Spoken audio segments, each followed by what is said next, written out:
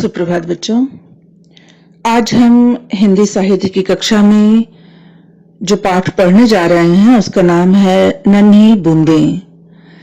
ये गद्यात्मक शैली में लिखी हुई एक कविता ही है। इस पाठ में वर्षा के महत्व को बताया गया है, जल के महत्व को बताया गया है, क्योंकि जल है तो जीवन है और पृथ्वी पर हम तो जानते ही हैं कि जीवन का आधार हमारा जल ही है। जल के बिना जीवन असंभव प्रतीत होता है।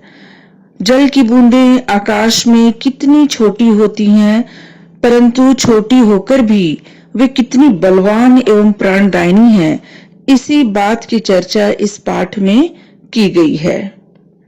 तो आइए शुरू करते हैं पाठ। आषाढ़ आ गया, आषाढ़ आ गया, चलो अब नीचे उतरें, हम हैं छोटी छोटी नन्ही नन्ही वर्षा की बूंदें।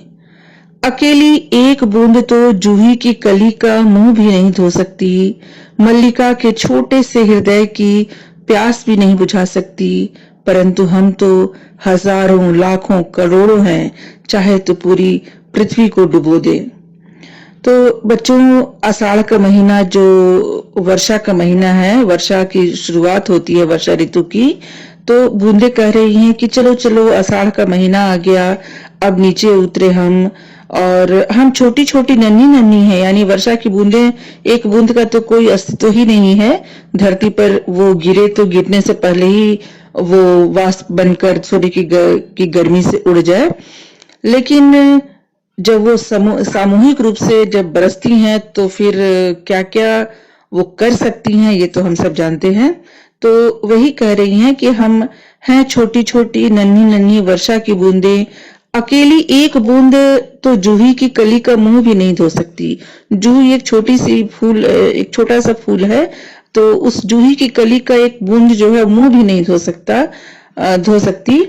और मल्लिका जो एक प्रकार की बेल को कहते हैं, उसके हृदय की प्यास भी नहीं बुझा सकती, यानी कि एक बूंद का कोई अस्तित्व नहीं है, परंतु हम तो हजारों लाखों करोड़ों हैं, यानी कि हम अगर सामूहिक रूप से बरसे तो पूरी पृथ्वी को डुबा दें, अर्थात हमारी एकता में बहुत ही बल है, हम चाहें तो धरती पर प्रलय भी ला सकते हैं। फिर कहती हैं, देखो हमें छोटा या क्षुद्र न समझना, क्षुद्र तो वह है जो अकेला है, वही साधारण है, जिसमें एकता का भाव नहीं है, वही तुच्छ या छोटा है। देखो सखियों, कोई अकेली नीचे न उतरना, आधी राह में ही सूर्य की किरणों से सूख जाओगी। चलो हजारों लाखों करोड़ों बूंदों, चलो नीचे उतरकर सूखी धरती की प्यास बुझा दें।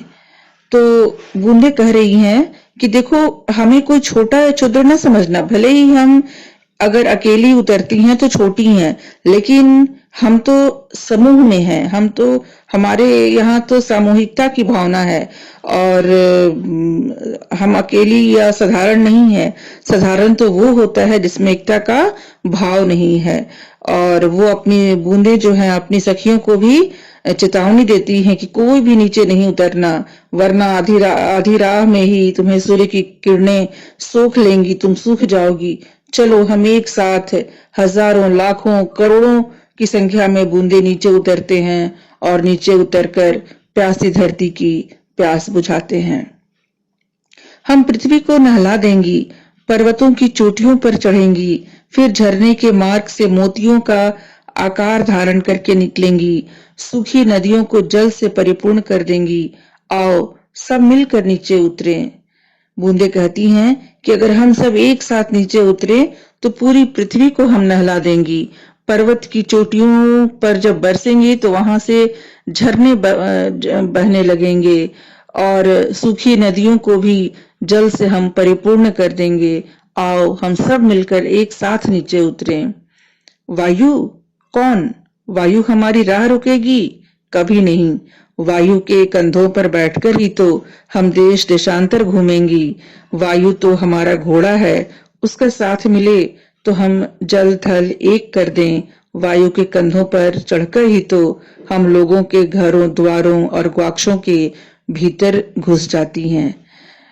बूंदे कहती हैं कि हमें वायु से डरने की कोई आवश्यकता नहीं है, क्योंकि जब तेज हवा चलेगी तो बूंदें इधर से उधर उड़ जाएंगी, पर ऐसा नहीं है।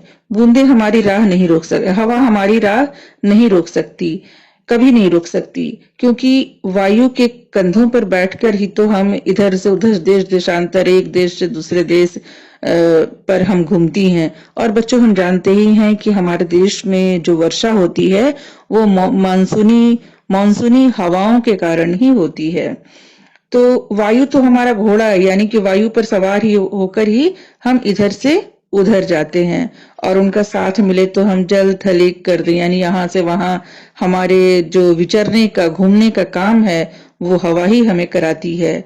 और वायु के कंधों पर चढ़कर ही तो हम लोगों के घरों के द्वारों और गवाक्षों गवाक्षों यानी खिड़की खिड़की के भीतर, यानी जब बोलते हैं ना कि हवा का झोंका इस तरफ है इसलिए बारिश का पानी घर के अंदर आ रहा है, तो हवा हमारा रुख तय करती है कि हम किस तरफ ज्यादा बरसेंगी। तो इस तरह से वायु जो है हमारा घोड़ा है। तो आज के लिए इतना ही। अगली कक्षा में पाठ को हम आगे बढ़ाएंगे। तब तक के लिए धन्यवाद।